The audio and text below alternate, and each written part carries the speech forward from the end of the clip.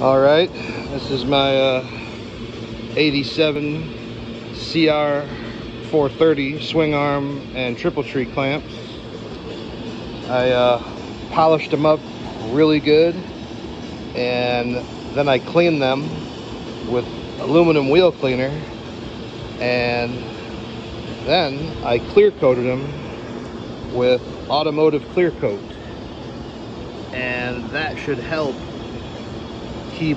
keep them clean, keep them looking good.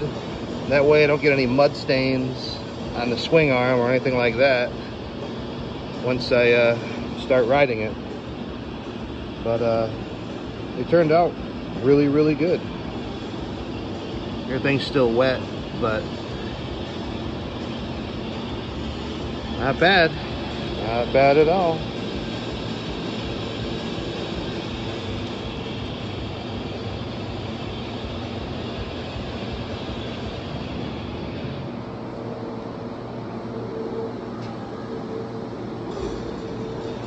This way, when I get done riding it, I should be able to just hit it with some soap and water and get all the grime off of it, and won't have all that staining on the aluminum pieces.